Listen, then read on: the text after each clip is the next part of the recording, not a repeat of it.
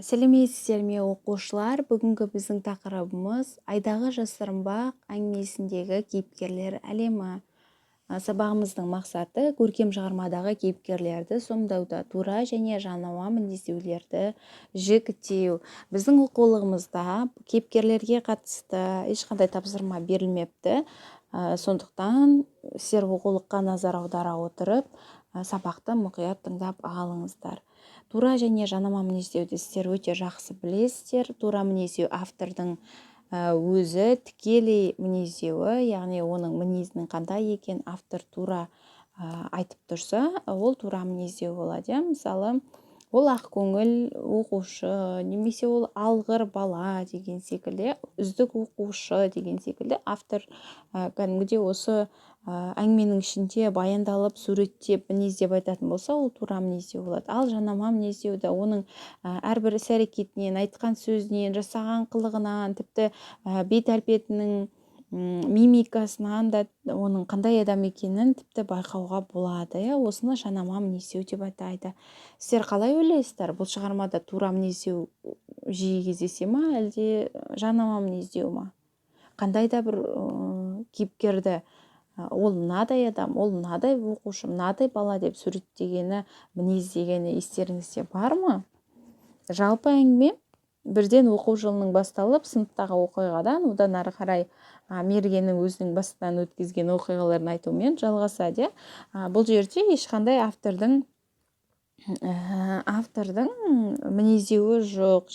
Қандай да бір кейіпкердің бір кейіпкерді мінездеуі де кездеспейді. Сондықтан біз олардың мінездеулерін мәтіннен іздейміз, және бұнда диалог өте көп, сол диалогтардың арасынан іздейтін боламыз. Жалпы әңгіменің басында, жалпы бұл әңгімедегі негізгі кейіпкер ретінде Мерген мен Сартайды аламыз.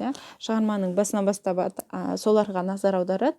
Мерген мен Сартай айға барыпты деп, солардың айда болыпты деп, солардың басынан өткен қызықты оқиғасына бүкіл сынып болып күлісіп, таңырқап қарасып қалады. Содан бастап біз негізгі кейіпкерлердің Мерген мен Сартай екенін білеміз. Осы жерде өзінің басынан өткен оқиғасын бізге баяндап беріп тұрған кейіпкеріміз Мерген. Келесі бетке қарайтын болсаңыздар, 209 бетте мына суретте көрініп тұрғандағыдай, біз жасырынбақ ойнағанымыз рас деп ары қарай әңгімесін жалғастырып кетеді. Осы жерден Мергеннің сөзінен мынадай терминдерді байқауға болады. Жер мен екі арадағы геосинхронды, геостационарлы деп аталатын айналым жолдарды артқа тастаған соң қонуға дайындалдық дейді. Суретке назар аударсаңыздар, кішкентай бала, бірақ соншалықты терминдерді тілі шадаспай дәл айтып, және өте түсінікті тілде қолданып тұрғанына қараған кезде, бұл оқушы, бұл кейіпкер сондай ақылды, оның айтқан сөзінен соншалықты терминдерді шадаспай, бүкіл ары қарай осы жерде болып жатқан процестерді бірінен кейін бірін, ғаламшарға қалай жеткендігі, ғарыш кемесінен қалай түскендігі, ол жерде дауыл мұхиты, жаңбырлар теңізі дегеннің барлығын есінде өте жақсы сақтағанына қарап, бұл Мергеннің, кейіпкеріміздің өте ақылды, есте сақтау қабілетінің мықты екенін байқауымызға болады. Бұндай дәлелдер өте көп. Оқушылар, сіздер мұқият оқып, мұқият қарайтын болсаңыздар, осы шығармадағы барлық кейіпкерлерге осылай портреттік мінездемесін беруге болады. Толықтай оның қандай адам екенін айтып шығуға болады. Кластер құрып алсаңыздар да болады. Келесі бетке назар аударсақ, олар ғарыш кемесінен түсіп, айдың бетіне жанасып, айдың сыртқы қабатына тоқтағаннан кейінгі жағдайларды баяндайды. Осы жерде ай термометрі 200 градус суықты көрсетіп тұрды дейді. Бұл өзіміз жатқан бөлменің үлкен терезесі сыртында дейді. Сонда сол барлық термометрге қарап, жан-жағына қарап жүретініне қараған кезде, осы Мерген сондай байқампаз оқушы, байқампаз бала деп түсінуімізге болады. Солай мінездеме беруімізге болады. Сондай алғыр, зерек, әрбір нәрсені түсінуге тырысып, әрбір нәрседе не болып жатыр, бұл қалай, бұл неге бүйтіп тұр деген секілді неше түрлі сұрақтар мазалап, барлық нәрселерді байқап жүретін білуімізге болады. Одан ары қарай осы жерде минус 200 градус деген енді білесіздер, 0 градуста судың қату температурасы, ал минус 200 градус дегенде өздеріңіз ойлай беріңіздер. Осы жерде автор өте керемет шынайы түрде суреттеген мергеннің мына ішкі ойынан байқауымызға болады. Тіршіліксіздіктің нағыз көрмесі сонда екен. Пәтердегі жылу жүйесі сөнсе, әп сәтте мұз болып қатып қаламыз ау деп те қорықтық дейді. Тіпті бұлар қорыққандығы соншалық, кішкентай балалар жаңағыдай көзіміз ілінбей қойды дейді, тіпті ұйықтай алмадық дейді. Кішкентай балалардың жалпы кішкентай адам болсын, үлкен адам болсын, бөгде планета, бөгде аспан денесі, минус 200 градус сондай бір қорқынышты, тартылсаңыз жоқ, ешқандай атмосфера жоқ, озон қабаты жоқ, тіпті тіршілікке арналмаған сондай мекенде ұйықтау шынымен де қорқынышты. Балалардың балалығымен сондай қорыққандығын автор өте шынайы жеткізіп тұр. Олардың ішкі ойы монолог арқылы, тырнақшаның ішінде көрініп тұр сіздерге, бұл төл сөз ретінде беріп тұр. Сондықтан монолог екенін түсінсеңіздер болады. Ары қарай айды сипаттайды. Осы жерде айдың пейзажы деп айтуға болады. Айды сипаттайды. Ары қарай қандай болып жатыр, айдағы таңның атуы қандай деген секілді.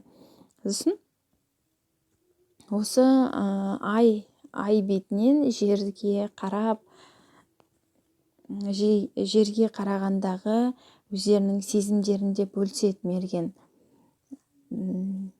Бірақ жердегідей емес дейді. Не көгілдір көкжиек жоқ, не аспанды шарпыған әсем бұлт жоқ, күннің сәулесі де шашырамай бажырая қалған, көз қарықтырады. Осы жерде балалар экспрессивті эмоционалды сөздер бар, байқадыңыздар ма? Не істемей тұр бұл жерде? Айда да күннің сәулесі бар дейді, бірақ жердегідей нұрын шашып тұрған жоқ. Не істеп тұр дейді? Бажырая қарап тұр дейді. Осы жерде позитивті эмоция бар ма, әлде негативті эмоция бар ма? Жақтыру бар ма, әлде жақтырмау бар ма? Қалай ойлайсыздар? Көз қарықтырады дейді. Сонда ай бетіне түскен күн сәулесін жақтырмай тұрған байқауға болады, негативті пікірді байқауға болады. Көз қарықтырады және бажырая қалған деген сөздер негативті сарынды білдіреді.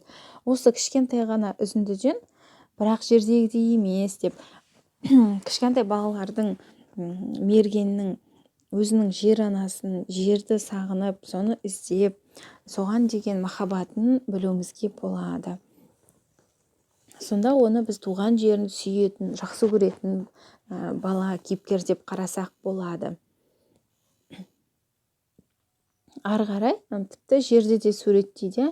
Жер бізге қара аспанға іліп қойған шыны шар тәрізденіп көрінді дейді. Алғашқы кезде оған қарай беретінбіз дейді.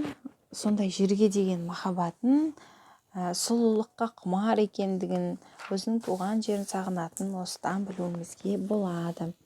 Ары қарай келесі бетке ауыссақ,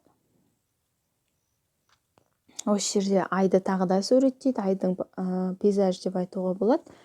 Келесі бетке ауыссақ, осы жерде тағы да ішкі монолог болады. Шұңқырға түсіп бір байқасам қайтеді деген әуестік беледі дейді мерген. Яғни балалық қызығушылық. Әуестік дегеніміз қызығушылық қой, қызығушылық, қызыққыш. Қанша ақылды бала болғанмен, бала өзінің бала болып ойнайды, өзінің балалығын жасайды. Сондай мергеннің бойында сондай қызыққыш балалық қасиет бар екен, соны байқасақ болады. Бұл да әрине жанама мінездеу. Осы жерде досы туралы айта кетеді. Сартай сыртта маған бір жағдай болғанда қол ұшын беруге әзір дейді. Сартай сондай ақ көңіл, адал дос деп айтып тұрған жоқ, Сартайдың іс-әрекетін білдіріп тұр. Сартай сыртта маған бір жағдай болған жағдайда қол ұшын беруге әзір дейді. Яғни оның адал дос екенін оның іс-әрекеті арқылы білдіріп тұр. Әрине, бұл да жанама мінездеуге жатады. Нағыз дос, адал дос деп айтуға болады. Оқушылар ары қарай Сартайға мінездемені беруге болады. Осы жерде екеуінің жасырынбақ ойнайтын оқиғасы басталады ғой, естеріңізде болса, міне суретте көрініп тұр. Бір-бірінің диалогтары бар, бір-бірінің үшін жан ашитын жерлері бар. Осы жерден керемет мінездеулер табуларыңызға болады. Және одан кейін әкесінің айтатын сөзі бар, одан кейін ең соңғы осы Сартай мен Мергеннің соңғы сөздері, түйіндері бар. Сөйтіп әңгімеміз аяқталатын еді. Осы жерден де бірнеше мінездеулерді табуға болады. Сіздерге сәттілік. Осы үлгімен жанама мінездеулерді тауып, және олардың қандай екендіктерін, мінездерін одан ары қарай ашып толықтыра түсіңіздер. Осымен сабақ аяқталды. Сау болыңыздар.